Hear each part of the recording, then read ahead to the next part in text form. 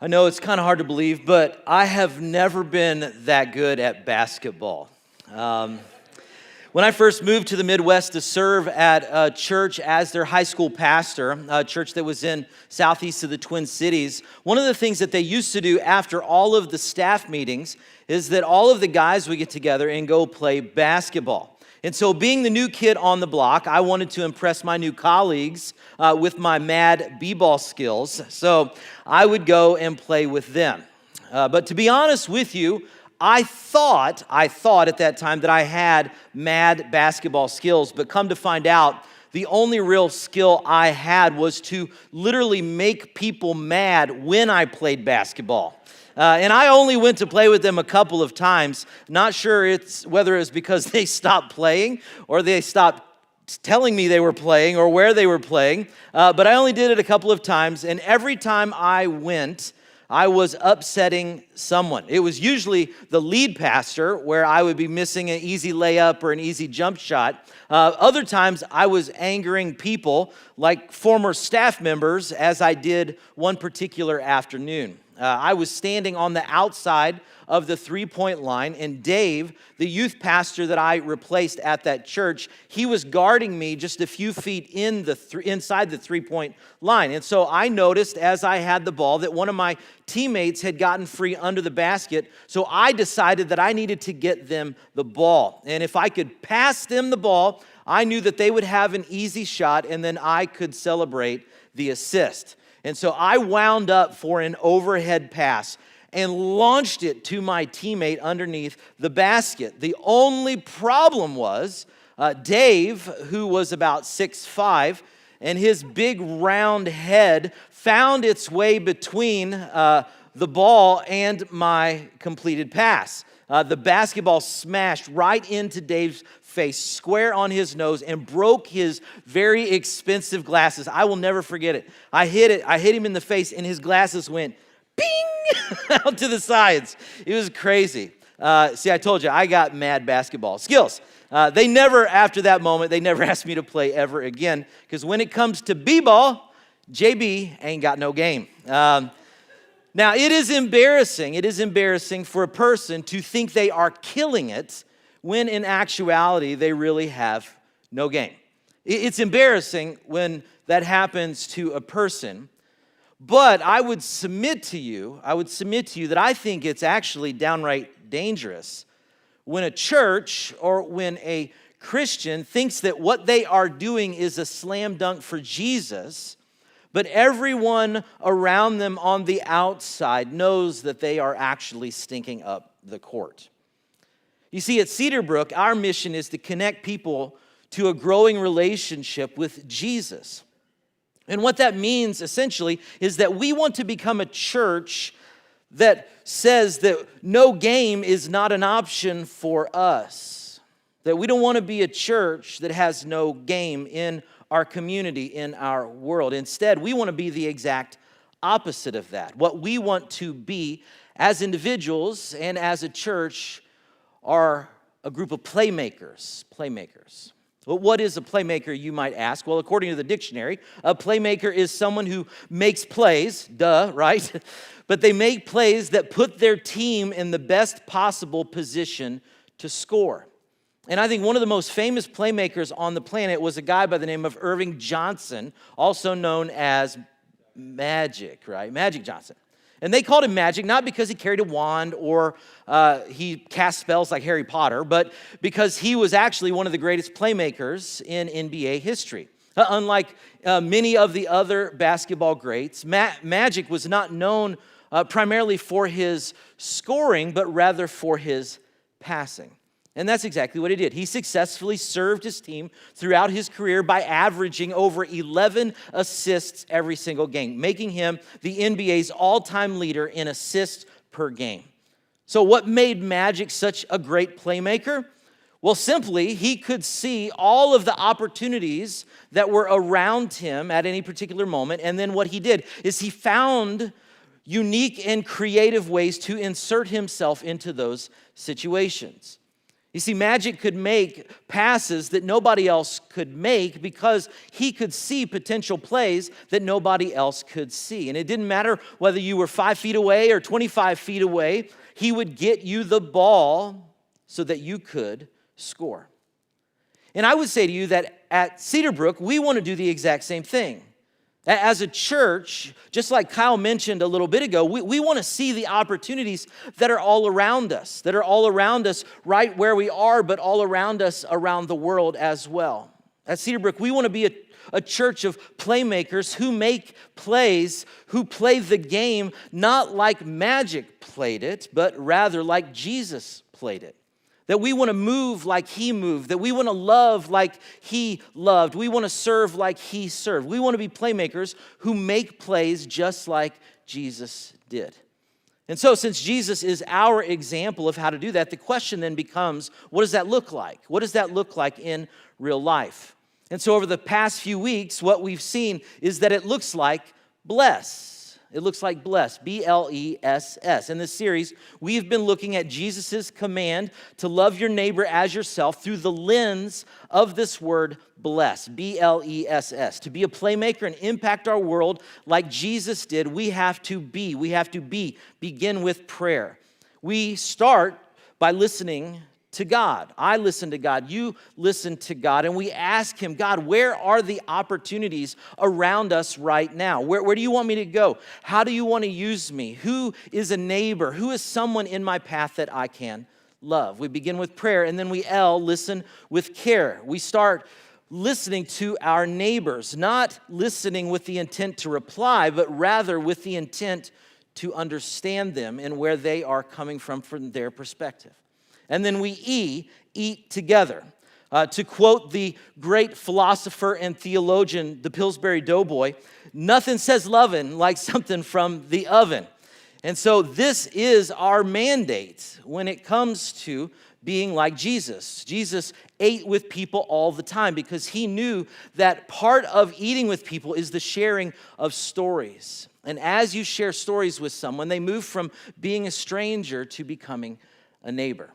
So to catch you up, that's B-L-E, and to discover the next letter in B-L-E-S-S, bless, the first S, we have to rewind the highlight reel about 2,000 years and take a look at one of our favorite playmakers, Jesus, and one of his most memorable assists of all time. And so if you have a Bible or a Bible app with you today, I want to invite you to open up with me to John chapter 13. John chapter 13. And this passage that we're going to look at today, I think is one of the most surprising and challenging passages in the whole Bible. In the whole Bible. And to truly understand the kind of play, the significance of the play that Jesus is making here, we have to take a closer look at, number one, what led up to this moment that we're about to look at, and then number two, what is going to take place immediately after it. So what happened before, and then what is going to happen next? Because in less than 24 hours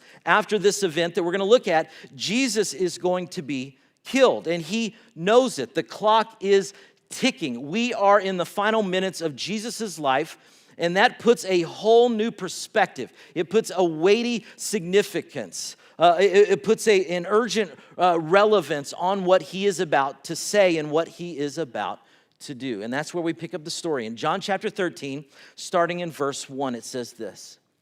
Before the Passover celebration, Jesus knew that his hour had come to leave this world and return to his Father. Jesus knew he was about to die. And so he loved his disciples during his ministry on earth, and now he loved them to the very end. Now skip verse 2 to verse 3. Jesus knew that the Father had given him, look at this, had given him authority over everything, and that he had come from God and he would return to God. Now, one of the interesting things that is happening right before what I just read is that the disciples are together and they're arguing with one another about who of them is the greatest. Like, is it me? Is it you? I did this, you did that. Who on our team, who on our squad, who in our group is the greatest? And so as the disciples are arguing about who's the most important person, the real question is, who is really the most important person on their squad? Who's the real all-star on their team. And I'm guessing maybe it's the one who has authority over everything, right? Which, by the way, somehow, check this out, somehow got missed in this moment. Look at verse 4. It says, so he, Jesus, he got up from the table, this one who has authority over everything. Jesus got up from the table, he took off his robe, he wrapped a towel around his waist and poured water into a basin. Look at this. Then he who has authority over everything, then he began to wash the disciples' feet, drying them with the towel he had around him. Now, if you were reading this story in the first century context in which it was written, you would immediately recognize that something here in this story is off. Something's just not right, because at a meal like this in this particular culture, a person of Jesus' stature, a famous rabbi, he would literally be considered the guest of honor at this kind of meal. He would receive preferential treatment. They would sit him at the head of the table. He would get to go through the buffet line before everybody else did. And especially this revered guest would be at the front of the line to get their feet washed before the meal. That's what was supposed to happen.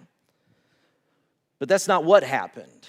That's not how Jesus played this game. He was the one who actually washed his followers' feet. And truth be told, there's still something about this situation that doesn't quite smell right. Not their feet, but there's something else behind the scenes. Because usually in the first century culture, whenever a room was rented for a meal like this, a servant would have been included in the price of the room to do the foot washing. But for whatever reason, that individual was not present at this particular moment. Nobody knows why. Maybe they went cheap and rented the room with a Groupon, and it wasn't included in the price of the Groupon, right? Or maybe because it was a group of men, adolescent men, they waited until the last minute to reserve the room, and no one was available at that time. Maybe that happened, but maybe, and I think maybe this is what went down, Jesus dismissed the servant because he wanted the opportunity to give his disciples one last lesson. Whatever the situation, that person wasn't present and nobody else wanted to do this dirty job. They all filed into the dinner. They all walked past the basin. They all thought to themselves, you know what, that job is beneath me. I'm above that job. That is a role that I should not do. That's a job for someone else. They said to themselves, you know what, I'm too good for this. Maybe somebody else should do it. Maybe Peter, he's the one that should do the foot washing thing because he's always running his mouth. Maybe Thomas, yeah, he should do it. All he does is doubt anyway. Or maybe let one of the disciples that nobody even knows who they are, let them do it. I mean, let Thaddeus or Bartholomew do it. Let those guys. Nobody knows who they are anyway. They're never going to write a book of the Bible. They should just be grateful they're even on the team, right? Nobody wanted it. Nobody wanted to do this dirty job because the job was lowly. The job was filthy. The job was demeaning. And if there was anybody in that room that day who should not have done this dirty work, it would have been Jesus. But yet he stoops and he does what needs to be done that nobody else wanted to do. The account says, then Jesus began to wash the disciples' feet, drying them with the towel he had around him. I mean, this picture, imagine that scene. This is so shocking. This is so scandalous. We can't fully understand the significance of the all-star all of a sudden becoming the towel boy. But in this one action, it became history's game changer for how his followers should treat people. I mean, this monumental event is happening, and at the exact same time, it's all too weird for everybody that is in the room. In fact, the awkward silence is almost deafening because Peter screams out in verse 6. It says this, when Jesus came to Simon Peter to wash his feet, Peter said to him, "Lord, are you going to wash my feet?" Like, are you really going to do this right now to me? But look how Jesus responds to him in verse 7. Jesus replied, "You don't understand now what I am doing, but someday you will." He's like, you got to let me do this. And it doesn't make any sense right now. You don't understand what I'm doing at this very moment, but hang in there. Let me finish the process, because when I'm done, you will know what this is all about. Jesus says to them, I know you don't completely get it, but trust me, what I'm doing, I am doing on purpose. You need to understand what I am teaching you, because in just a few weeks, I'm going to pass you the ball. I'm going to give the entire mission to you. And if you don't have this one particular lesson locked down in your own life, you won't understand what this entire movement is really all about. If you don't get this locked down, you're not going to be able to move the ball down the court.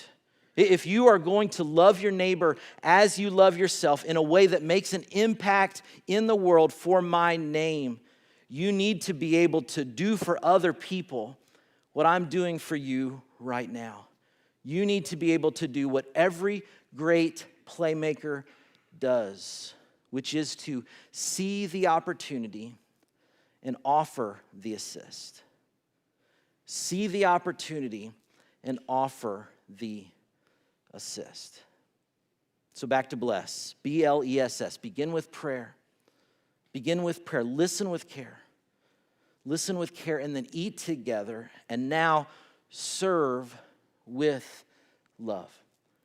Jesus says that's what this mission is really all about. Serving each other with love. And when it comes to offering the assist, Jesus tells all of them and all of us, there ain't nothing that a playmaker won't do. There ain't nothing that a playmaker won't do, which, by the way, is exactly what he was trying to teach them in that moment. That's why he chose to do what he did for his disciples, why he decided to wash their feet. And in verse 12, it says, after washing their feet, he put on his robe again and he sat down and he asked, do you understand what I was doing? Do you understand the significance of this? Verse 13, he says, you call me teacher and Lord, and you're right, because that's exactly what I am. And since I, your Lord and teacher, have washed your feet, you ought to wash each other's feet as well. Verse 15, I have given you an example to follow. Do as I have done to you. That last line is so critical. I have given you an example to follow, Jesus says. And so do as I have done to you. Now, when I've read that over the years, this is the first time I've encountered this. I've read this many times. I always sort of imagined that the foot washing part of this story was a metaphor for a bigger serving action. Until something happened that I will never forget and has absolutely changed my life in the way that I understand this passage. Like Kyle had gone to Honduras, I was heading out to the Congo a few years ago for a longer mission trip of about 2.5 weeks. And I was going to be gone from my family for that whole time. And so as I often do whenever I leave for extended periods, like the day or two before, I'm like rushing like crazy to do all the things to try to set them up for success. Get all the laundry done, get all the dishes done, mow the grass, whatever needs to be done. I'm trying to hustle, get it done. So it's the night before we leave, and I'm exhausted from trying to prep for this trip. And so I'm laying on the bed, just kind of spread out, fans blowing on me, I'm in heaven, right? So I'm just kind of chilling there, just exhausted. And my daughter, Gianna, comes up to me, and she says to me, Dad, your feet are nasty. No joke. And I'm like, I know, babe. That's what happens when you get older, right? She's like, no, seriously, they're really cracked, and they're really dry. Do you care if I wash them and put some lotion on them? And I'm like, sure, babe, go ahead. And so that's what she did. Like I'm laying on the bed, my feet are hanging over the edge. She goes, she gets a towel, she gets some soap, she gets a bowl of water, she washes my feet, and then she starts rubbing lotion on them because my feet are cracked and they're so nasty, right? And so that happened, and as it's happening, I got tears going down my eye onto the pillow, like what's happening here? It's just this beautiful moment. And a couple months ago, I asked her why she did that. Because I knew I was preaching on this passage. I asked her why she did that. And she said, Dad, I did it because you needed it. Because your feet were so bad. And I knew that Jesus did it, so I decided that I could do it as well. And my brain about exploded. Because that's the point of the playmaker. She was a playmaker in that moment. And what she taught me and what he's teaching them is that there is no role too simple for the playmaker. There is no job that is too menial for the playmaker. There is no action that is so insignificant that a playmaker will not do it. They see the need and offer the assist. They see the opportunity and they step up and step in to help. I love how Dr. Martin Luther King Jr. described it. He said it this way. He said, everybody can be great. Why? Well, because anybody can serve. You don't have to have a college degree to serve. You don't have to make your subject and verb agree to serve. You only need a heart full of grace, a soul generated by love. And Jesus says that to the people. And he says that those of you who are willing to do this, to live this kind of life, if you're willing to do this, you will become the happiest people on the planet. That's what he says. Look at verse 17. He says, now that you know these things, now that you know how this kingdom thing works, now you know that when you see an opportunity, you make the assist. Now that you know that, God will bless you for not knowing it, not just knowing it, but God will bless you for doing it. Now that you know these things, God will bless you for doing them. And friends, that is what Jesus was trying to show us when he picked up this basin and towel and dropped to his knees. I mean, think about it. The creator of the universe touched nasty, stinky, filthy feet to show us that there ain't nothing that a playmaker won't do. And that we serve with love. We don't serve with an expectation, or we don't serve with an agenda. We don't serve with the hope of receiving something in return. We serve with love like he did for us. The goal is simply to see an opportunity and offer the assist, no strings attached. And so the question that I want to leave us with today is simply this. What humble, head-turning thing can you do to serve someone with love? What humble, head-turning thing can you do to serve someone with love? And as you think about the opportunities that you are able to assist in, it might be about taking a coworker who's overworked and obviously stressed, taking that coworker out to lunch. Or if you're working remotely, sending them a gift card for them to just kind of get away and take a break. Maybe that's what the opportunity to assist looks like for you. Or maybe for you, you could even go and mow your neighbor's overgrown lawn. Or you can make one of your kids mow your neighbor's overgrown lawn. Maybe that's what the offering and assist looks like. Or maybe it's not out there. Maybe it's in here. If you're married or you have a family, maybe it means to start serving the ones that live under your own roof, finding opportunities to offer the assist for even them. Or even in this house, in this place. Some of you, it might mean taking a step and signing up to serve in one of the ministries of Cedarbrook. Seeing the opportunity, offering the assist, serving with love for our neighbors. Now, as I can read your minds, as I'm prone to do, I know some of you are thinking, hey, James, I love it. You're funny. That's good. Nice element. Way to tie it in. Appreciate it, right? Sounds great. But my neighbor, you don't know them, and they don't deserve to be served. In fact, if you knew them, you would agree that they're sort of the worst, right? And I get it. I totally get it. In fact, a few houses ago, I had a neighbor, and I had a tree that grew up, a big oak tree that went across, and it would drop leaves into his yard, right? And I've got video of this. What he would do is he would either mow the leaves across the street back into my yard, or he would pile them up and dump them back in my yard. I get it. I get what neighbors can be like, but what I'd say to you is simply this. Did Jesus' disciples deserve to be served? I mean, he knew the future of the feet he was washing. Those 24 feet were about to dash for cover. They were about to run away and disown Jesus as he was arrested. One of them even betrayed him. But what we see is Jesus showing up and showing us that we don't wash people's feet because they deserve it, but we do it because they need it. And because whether you realize it or not at the time, it will be a game changer.